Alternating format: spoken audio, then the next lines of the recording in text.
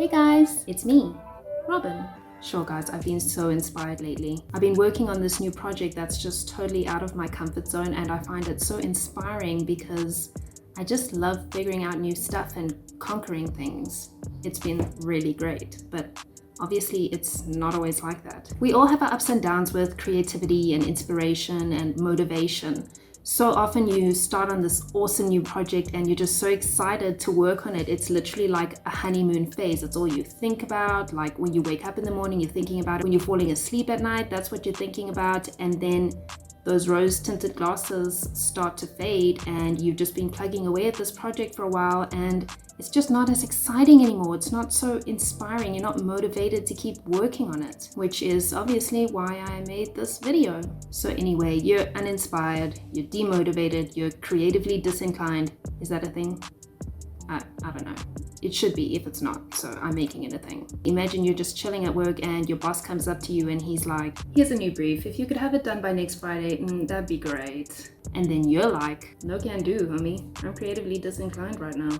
And then your boss is like, bitch, you're tripping. Watch this video about how to be motivated and inspired and then get your ass back to work. Maybe you've hit a creative block. Maybe you're depressed. Maybe you're burnt out from all the other shit life demands from you. It's tough being a human. The thing is, creativity is not something you can just pin down. You can't wrestle it into submission and then put it in a cage ready to feed it a cracker every time you need it to perform. It's intangible. It's ephemeral. Tricksy. It comes and goes and sometimes it's gone for a long time. The trick is not to depend on it. So that's tip number one, is don't depend on having motivation and inspiration and that spark of creativity all the time. Sometimes you're not going to feel motivated. You're not going to feel inspired.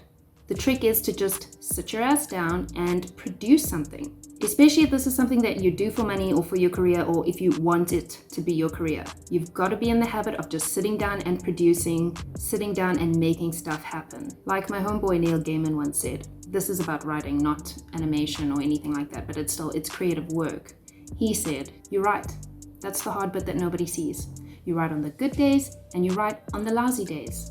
Like a shark, you keep moving forward or you die. I don't know about you guys, but I have to keep creating. Otherwise, I get depressed AF. I feel like my life lacks purpose. I just get irritable. I'm literally a nightmare to live with, and it's kind of a nightmare to be me if I'm not creating something. Even if I'm not feeling inspired and motivated to actually do it, there's just something that makes me need to do it. So even on the days when you just don't feel inspired, you don't feel creative, just sit down and do something. That takes me to tip number 2, which is try to do something creative or work on your project every single day. Block out at least an hour, more if you can afford to, and animate a few seconds of that shot or work on that digital illustration or your book or whatever creative pursuit that you are busy working on, and just try to make some sort of progress on it every day, even if it's just a tiny little bit. This keeps up the momentum, it keeps up the drive to keep working on it, and it takes away a little bit of that pressure that you can sometimes feel when you haven't worked on something in a really long time and you know you're really behind your personal projections for your progress. So you're just so overwhelmed by the amount of work that you now need to do on your project. Sitting down and doing a little bit of it every day, those little bites off that huge chunk, it really can do a lot to keep you motivated and not make you feel overwhelmed with how much you still need to do. If you're really not feeling it that day, you really don't think you're going to do much quality work, remember that you can always go back and tweak it when you are feeling better and more inspired. The enemy of creative projects, especially long-term ones like animation projects, is that sometimes you take just a little hiatus and then suddenly it's 8 months later and you haven't touched it. So break your project up into little bite-sized chunks every day. Just sit down and try to make some kind of progress. Tip 3 is shake it up a little, vary what you're doing. Even if you do the same thing every day at work, like if you specialize as a 3D character animator and you animate 3D characters every single day, try to mix it up a little with the methods you use, the tools you're using. Just try to stretch yourself and exercise your brain, otherwise you're just going to get stagnant. This is also going to make you more efficient so you can do more, much more quickly. You'll find better ways to approach things and you'll just be better at your job. And then you can also have your own creative hobby, your passion project that you work on personally in your own time out of work hours. This is a perfect segue into tip 4, which is Try to find hobbies that are not what you do at work, especially if you're in a creative field already. For example, I like to do in my spare time traditional painting. You can see I've got my easel in the background. I like to work with resin. I like to sculpt. I've taken up painting skulls, not human skulls, they're animal skulls, and I didn't kill them. Somebody gave them to me, but I really enjoy doing that. I wrote and published a children's book as a hobby. It's available on Amazon now, and I do these YouTube videos, which is really fun to shoot and edit. Doing something totally different to what you sit and do all day can really do wonders for boosting your creativity.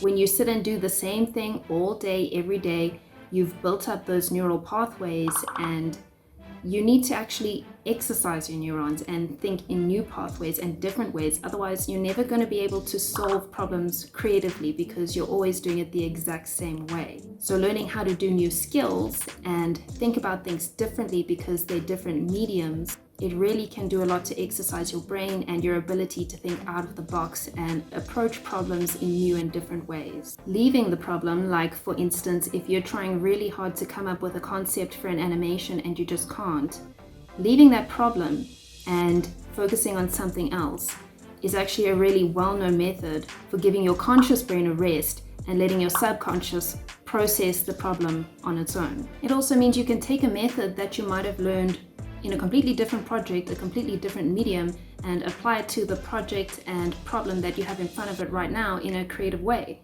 So listen to this. Einstein, you all know Einstein, right? Known for being a physicist. He felt that scientists were also artists or creatives. He told many people how he thought and solved problems in terms of images and musical architectures, and then later applied mathematical symbols and words to them. He also loved music. It was a passion of his. He said, "If I were not a physicist, I would probably be a musician. I often think in music. I live my daydreams in music. I see my life in terms of music. I get most joy in life out of music." His son and sister have both recalled how he would sometimes be stuck on a maths problem for work, and then he'd go and play his violin, and after playing the music, he would come back with a solve for his problem. Whenever he felt that he'd come to the end of the road or into a difficult situation in his work, he would take refuge in music, and that would usually resolve all his difficulties. After playing piano, his sister Maya said, he would get up saying, "There, now I've got it."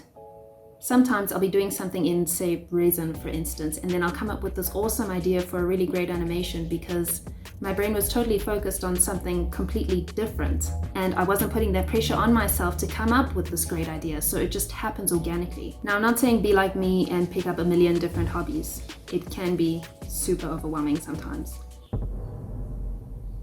That's just my personality type. Like I said, I get bored really easily.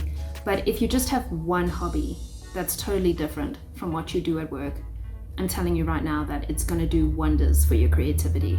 I mean, I do animation projects myself in my own time as a hobby too, but it's my own weird thing. I'm not executing someone else's vision. It's totally my own, and I get to just let my creativity fly unfettered. And now that you've let your creativity fly unfettered, you should fetter it. I don't think that's a word.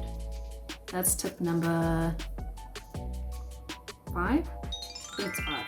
Now I know that seems different to what I just said about letting my creativity fly unfettered. I've said that word so many times now, I don't know if I'll ever stop. But anyway, unfettered. But you should still have some constraints within that. Creativity actually blossoms when there are constraints. They've actually done studies on this. When our brains perceive an obstacle, they work in overdrive to try and get around it. And you'll come up with some really awesome and creative solutions if you're prevented from thinking linearly. You can, for instance, create an animated video using only a 3-color palette, or you can create an illustration without lifting your pen from the page. Great exercises for creativity, by the way. Limiting yourself is a great exercise to broaden your perceptions. Hang on, I just need to get all like sciencey about this.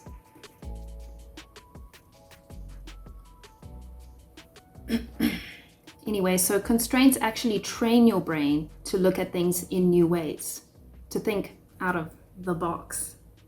A study was done in 1993 at Columbia University where rats were forced to press a bar with only their right paw.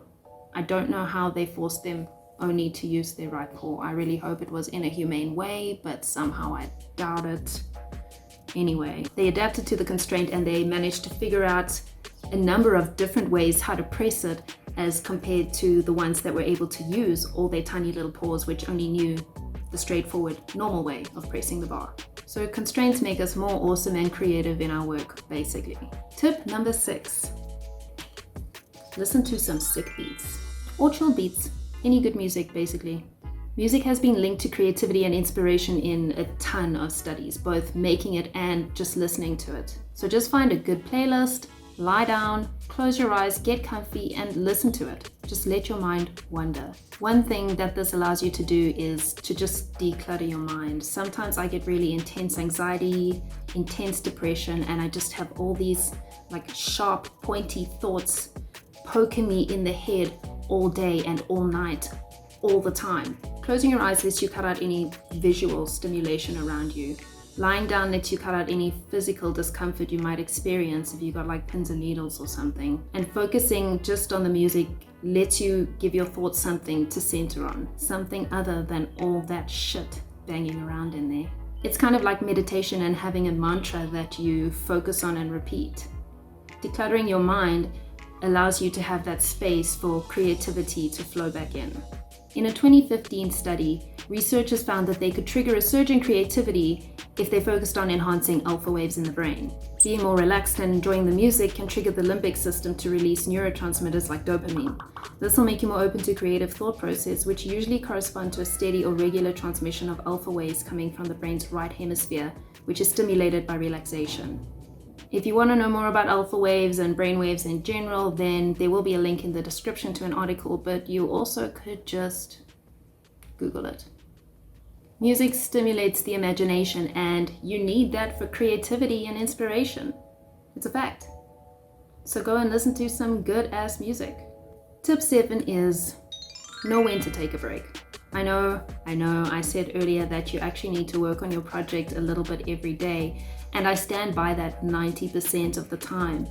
But sometimes you do literally need a good break from everything that you've been doing, especially if you're feeling burnt out.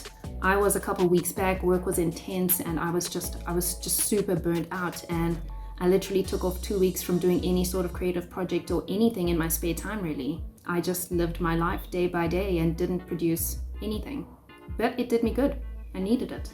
And it's okay once in a while. We all need a break. We need to decompress and get away from that pressure that we put on ourselves to keep creating. But it needs to be structured. You give yourself an allotted time to take that break, say a week or 2 weeks, and then after that, you get back to your project. Otherwise, it's just way too easy to put it down and never pick it back up again. And the longer you go not touching it, the easier it is just to let it go and never touch it again. Tip number 8. Now, this might be a bit of a bitter pill to swallow, and it only really applies to people who are serious about completing their long-term creative projects. And I'm pretty sure that must be you, because why else would you have been dedicating the time to watching this video when you could have been watching videos of cats like booping snoots or whatever? Which, I mean, those have their place, obviously. Definitely not bashing cats booping snoots. So this is it.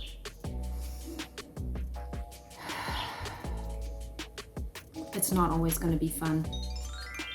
If you want to only work on your projects when it's fun, like you want to do illustrations or short animated GIFs or whatever when it's fun and only when it's fun, then that's cool.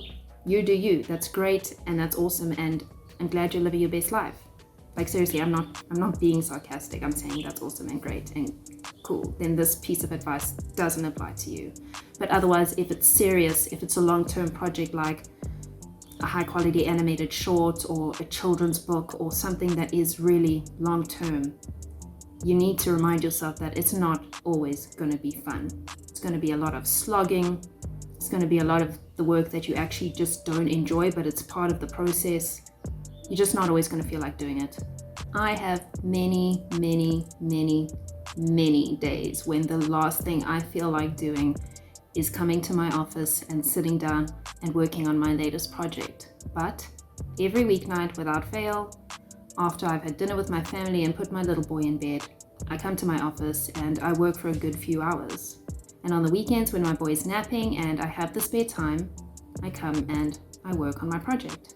Sometimes I want nothing more than to just sit and veg out on the couch with my husband, watching some mindless romance or anime or something. But I have a strict schedule and I make sure that I stick to it. And that's how I'm productive. And I'm very productive. I am. That is a fact, without a doubt. I'm extremely productive. I'm all about productivity. It really helps me to keep my creativity flowing because I'm in that habit of continuously working on something.